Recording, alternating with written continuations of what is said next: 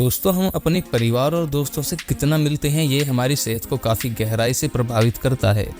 अकेलापन हमें सिर्फ मानसिक रूप से ही नहीं बल्कि शारीरिक रूप से बीमार बना देता है। डॉक्टर पहले से जानते हैं कि अकेलेपन से एंजाइटी, स्ट्रेस, व्याकुलता और आत्मविश्वास में कमी जैसी मानसिक दिक्कतें होती हैं। लेकिन रिसेंट स्टडीज से कुछ और भी नई बातों का पता चला है।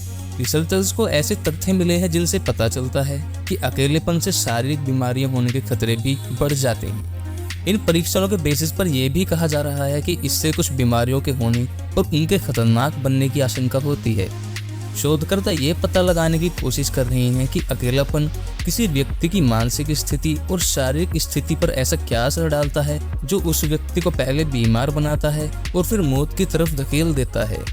2006 में स्तन कैंसर से जूझ रही करीब 2800 महिलाओं पर किए गए एक अध्ययन से पता चला कि ऐसी मरीज जो तुलनात्मक रूप से अपने परिवार के सदस्यों या अपने दोस्तों से कम मिलती थीं, उनकी बीमारी से मौत होने की आशंका लगभग 5 गुना ज़्यादा थी उन मरीजों की तुलना में जो रेगुलर बेसिस पर अपने परिवार और सगे संबंधियों के बीच रहना पसंद करती थीं।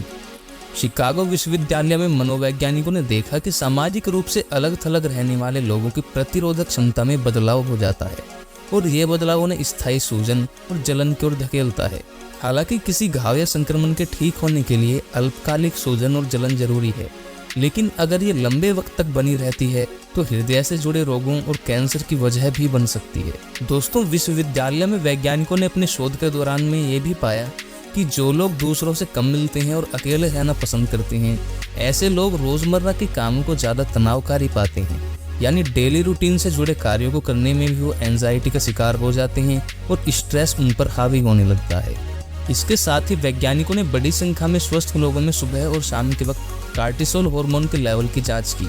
अब आप सोच रहे होंगे कि ये कार्टिसोल क्या है। असल में कार्टिसोल हमारी बॉडी में बनने वाला एक हार्मोन है। इसको तनाव का हार्मोन भी कहा जाता है क्योंकि कार्टिसोल तनाव के वक्त पैदा होने वाला हार्मोन है। जब कोई व्यक्ति किसी वजह से स्ट्रेस्ड या डिप्रेस्ड फील करता है, उस समय बॉडी में यही कार्टिसोल नाम का हार्मोन रिलीज होता है। अकेले रहने वाले लोगों में कार्टिसोल की मात्रा नॉर्मल से काफ़ी ज़्यादा पाई जाती है। वैज्ञानिकों का कहना है कि कार्टिसोल की कितनी ज़्यादा मात्रा शरीर में सूजन और जलन के साथ साथ और भी कई बीमारियों को जन्म देती है। ओहियो राज्य विश्वविद्यालय के ताज़ा शोध में अकेले लोगों में तनाव की प्रक्रिया से सूजन और जलन को देखा गया। डॉक्टर लीजा जारेमका ने हेल्थ वॉलंटियर्स के साथ उन महिलाओं की तुलना की जो ब्रेस्ट कैंसर से बच गई थी। उन्होंने सभी प्रतियोगियों को एक जाने माने तनाव परीक्षण रील सोशल स्ट्रेस टेस्ट में रखा। इसमें सभी को बिना किसी तैयारी के सामने बैठे लोगों के एक पैनल को ये समझाना था कि वो किसी पर्टिकुलर नौकरी के लिए सबसे अच्छे कैंडिडेट्स हैं और साथ में ये भी समझाना था कि वो ही सबसे बेस्ट कैंडिडेट्स क्यों हैं। इसके बाद उन्हें उसी पैनल के आगे एक मैथमेटिकल प्रॉब्लम भी सोल्व करनी थी। अकेलेपन की इस परीक्षण और उनके ब्लड सैंपल से ये पता चला कि दोनों ग्रुप में ऐसे लोग जो अकेलेपन की समस्या से जूझ रहे थे, उन लोगों में सूजन और जलन की मात्रा अधिक थी। डॉक्टर जारेमका आगे कहती हैं कि अगर आप अकेले हैं तो स्थायी स्वास्थ्य संबंधी समस्या के बावजूद आपकी सूजन और जलन बढ़ सकती है। लंबे वक्त तक डॉक्टरों को ये समझने में काफ़ी दिक्कत हुई थी कि अकेलेपन का स्वास्थ्य पर कितना प्रभाव पड़ता है। अब हम जानते हैं कि मरीज के सामाजिक बर्ताव को समझना कितना जरूरी है। जैसे जैसे लाइफ स्टाइल में परिवर्तन आ रहा है और जिस रफ्तार से हम एडवांस्ड वर्ल्ड की तरफ बढ़ रहे हैं, उसी तेजी से अकेले रहने वाले लोगों की संख्या पूरी दुनिया में बढ़ती जा रही है। इनमें से ज़्यादातर बुजुर्ग हैं जिनके बच्चे नए अवसरों और बेहतर लाइफस्टाइल के लिए उनसे दूर चले गए।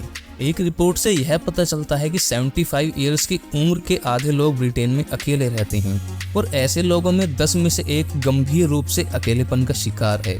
दोस्तों, अकेले होने का मतलब शारीरिक रूप से अकेला होना नहीं है, बल्कि अपनों के साथ जुड़ाव महसूस न होना या परवाह ना किया जाना है। अकेलेपन की इस गंभीर समस्या से निजात पाने के लिए हमें अकेलेपन के शिकार हो चुके लोगों की मदद का तरीका ढूंढना होगा। अनफॉर्चुनेटली हम सबको ये नहीं कह सकते कि अपने अकेलेपन की इस दुनिया से बाहर निकलो और कोई चाहने वाला ढूंढो। हमें इसके लिए सहायक नेटवर्क बनाने की जरूरत है। तो बस दोस्तों, आज की वीडियो में यही था। अगर आपको वीडियो अच्छी लगी तो वीडियो को लाइक कर देना, चैनल को सब्सक्राइब करना बिल्कुल मत भूलना और अगर आपका वीडियो से रिलेटेड कोई सवाल या फिर सुझाव हो तो हमें कमेंट करके जरूर बताइएगा। धन्यवाद।